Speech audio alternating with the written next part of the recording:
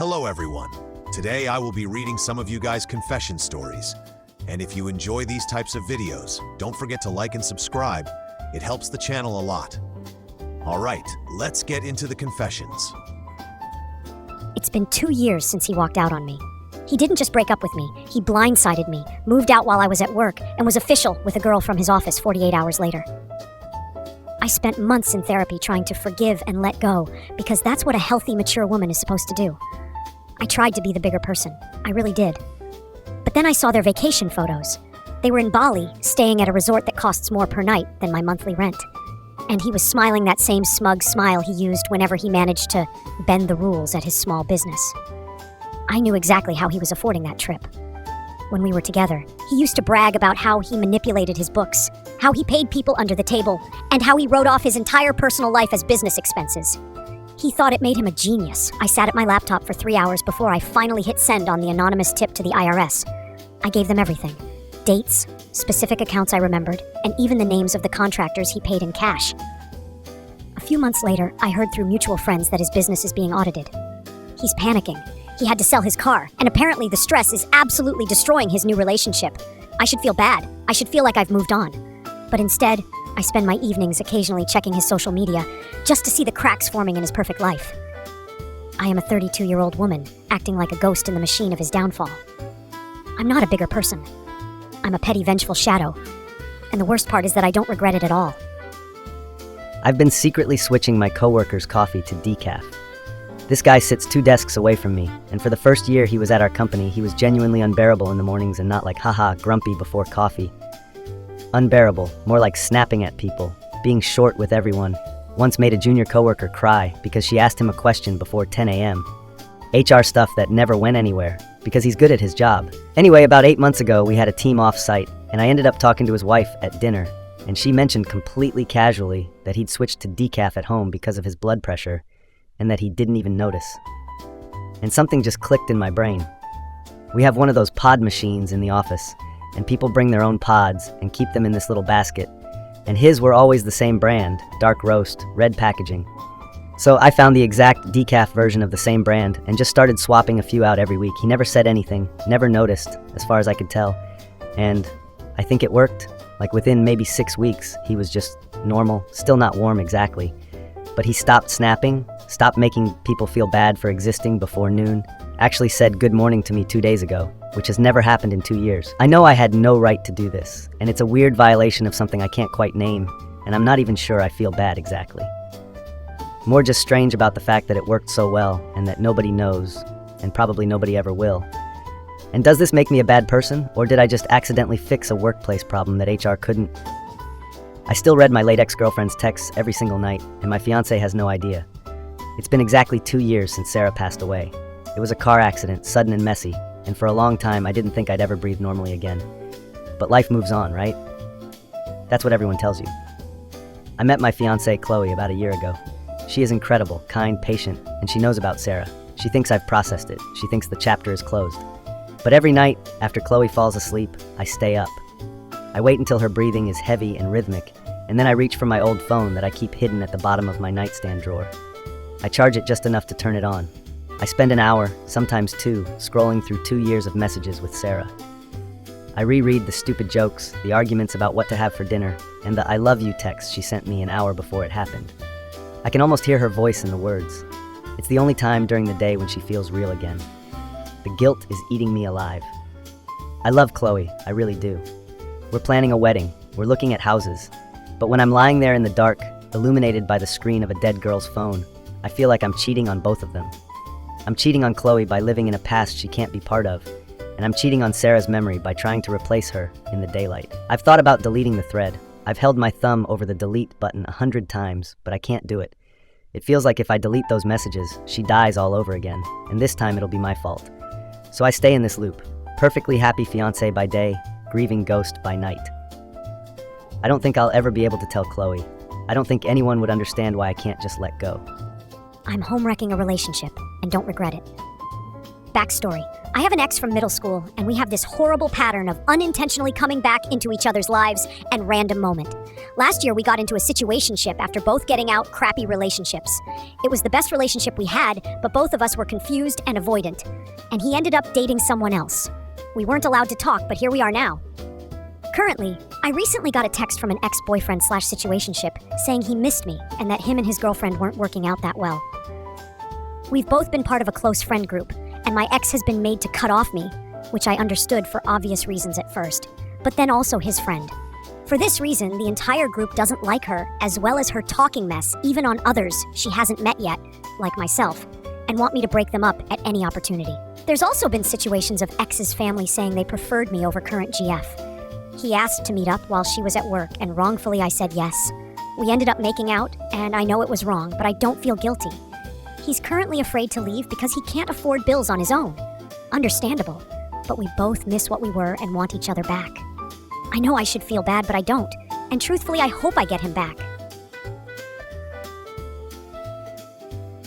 30 years ago, when I was in high school, I embarrassed a teacher so publicly and savagely that she quit her job and moved.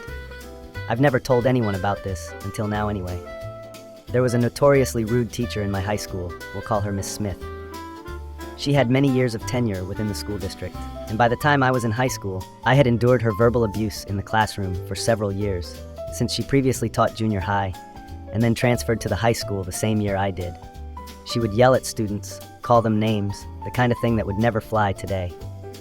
It was a different era, before cameras were everywhere, and when kids weren't really heard about things like this as much as they are today. In my senior year, I had an elective period where I was working in the library for an hour per day. It was more or less a waste of time. I would do tasks like straighten shelves, check books in and out, that sort of thing. I started to get bored, really bored. I would do all my library tasks for the day in less than 15 minutes. Then I would sit there at the desk for the next 45 minutes just waiting for someone to come and need help or to check out a book. That's when I started poking around in the library's computer. It was a single computer at the front desk with a monochrome monitor, an old dot matrix printer that was ancient even back then, and a simple scanner we could use to scan the little barcodes on books to check them in and out. It ran on an older version of MS-DOS and wasn't even connected to any other computers, let alone the internet. At this time, the internet was in its infancy, and there was no broadband or laptops or anything like we have today.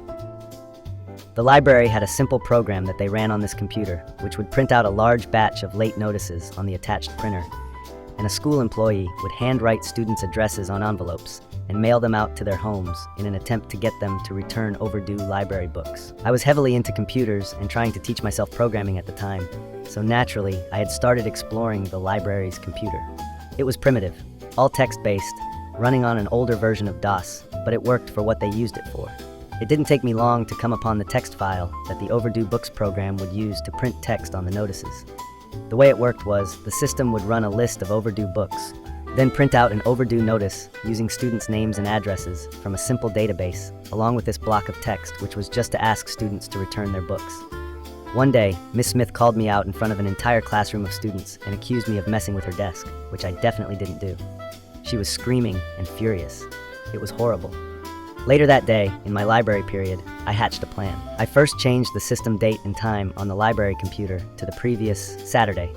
Then I went in and edited the overdue notice text file. I typed up several long paragraphs detailing a number of Miss Smith's finer moments. It was nothing crazy, just detailing what an evil person she was. I held nothing back. When I was finished, I changed the system time on the computer back to be current and checked my work. The timestamp showing the last time the file in question was edited showed Saturday. The notices were printed and mailed once a month, and as far as I knew, we had about a week until they ran the program and mailed them out. I waited, and in about 10 days, students were talking about the notices. Teachers weren't saying anything, but everyone knew. My plan had worked. I don't know how many homes my custom late notice text was mailed to, but at the time, I guessed it to be around 40 or so. The school, of course, changed the late notice back to something close to what it was originally, but no one ever asked me about it, and I never told anyone. A couple of weeks later, Miss Smith quit, and rumor had it she also moved.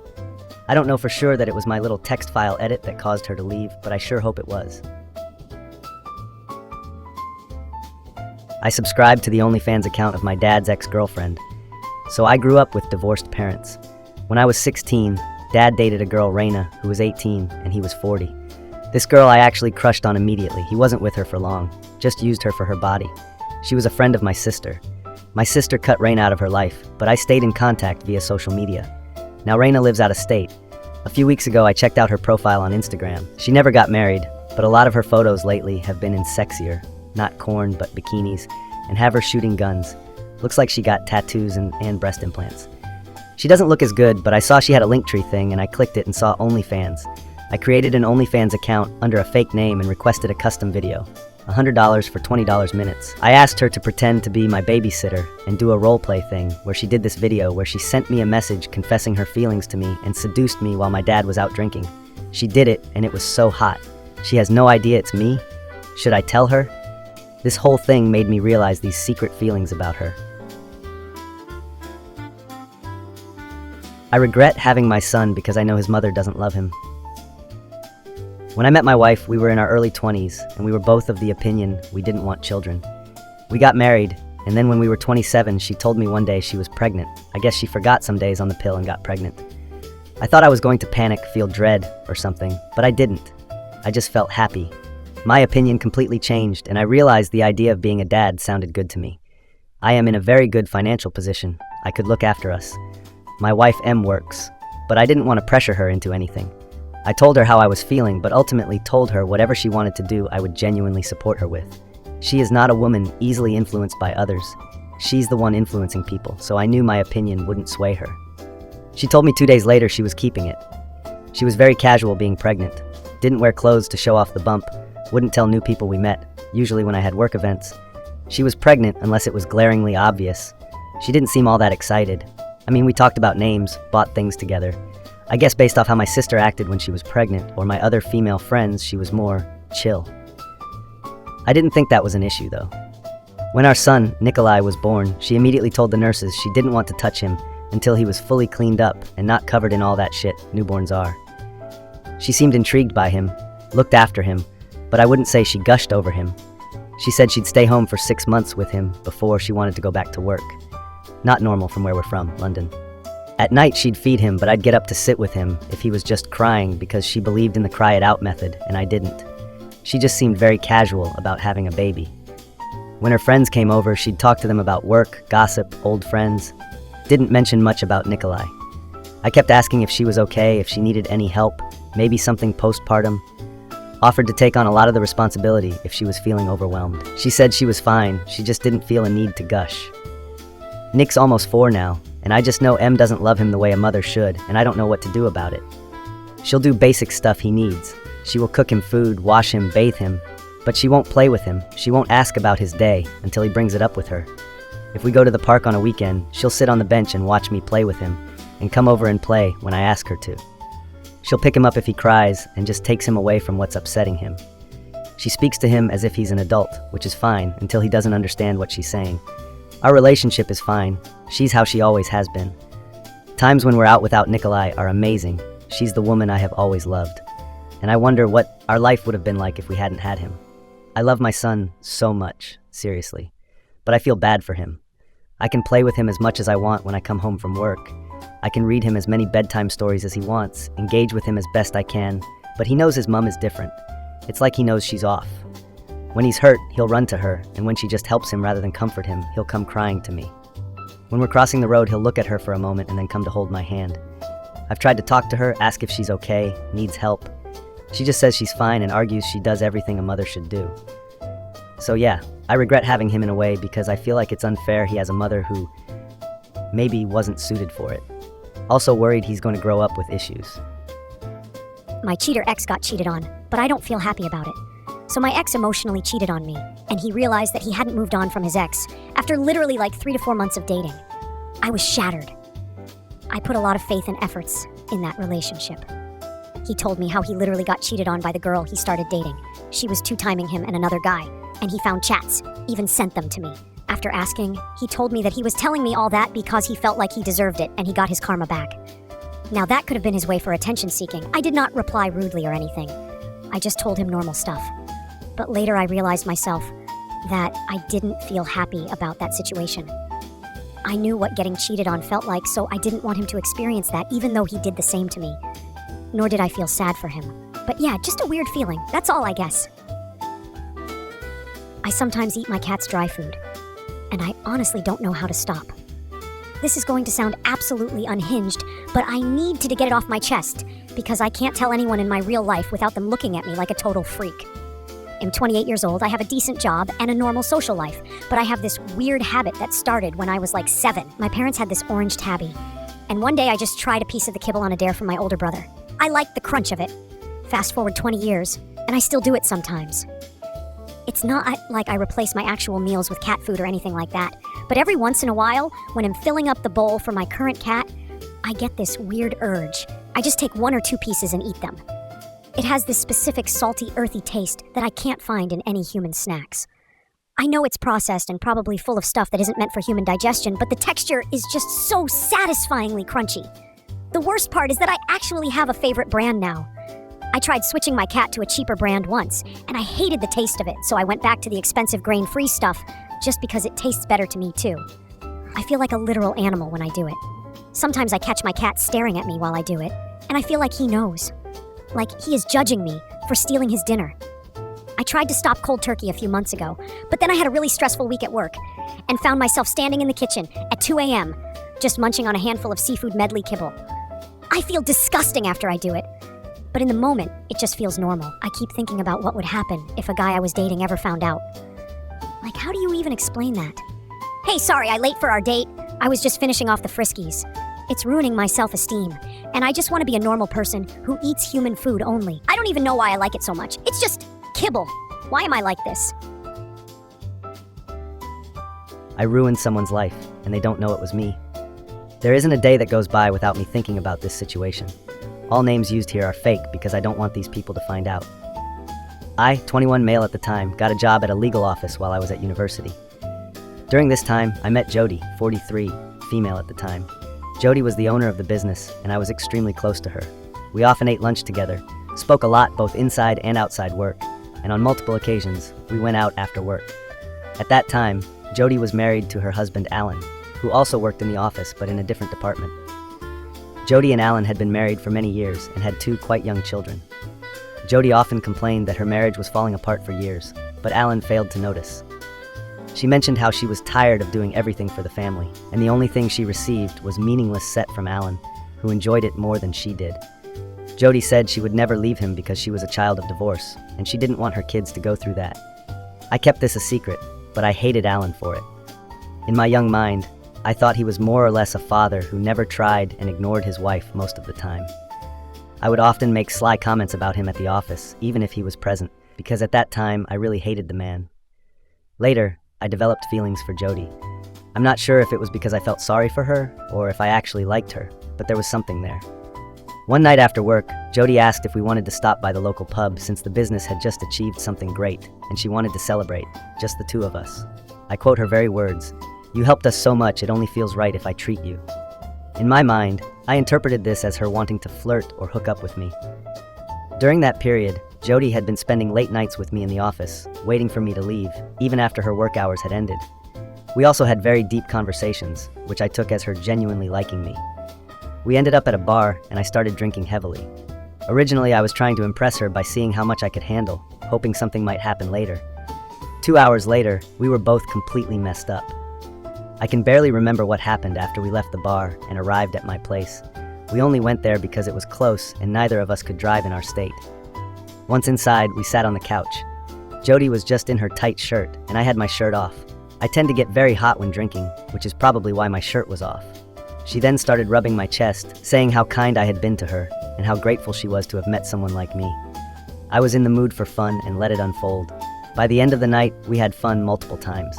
I won't lie, it was the best night of my life at that moment. She was enjoying it too, and I was just as into it. Jody left during the night, leaving a note apologizing for what had happened and asking me not to tell anyone, which I haven't until writing this now, 5 years later. Jody and I never spoke again after that night. I won't lie, it crushed my heart. She is the only woman I've ever truly liked, and I'm now engaged. A few months later, Jody told the office she was pregnant. She kept giving me looks, but I didn't think much of it. Until the next week when I was pulled into an office meeting with her. Jody then confided that she wasn't sure whether the child was mine or her husband's, as she had slept with both of us at the time, and I was the first. She told me she didn't want to tell Alan because he would be crushed, but she recommended I leave after finishing university. I left the week after, but I constantly look at Jody's Facebook. Her now 5-year-old son looks just like me. It makes me sick to think her husband doesn't know, or if he does, I feel I might have ruined their lives. If anyone has any idea what I should do, please help me. I've been stuck on this for years now. Thank you for listening. I hope you enjoyed. Did you have any thoughts about these crazy confessions? Drop a comment below, and don't forget to like and subscribe.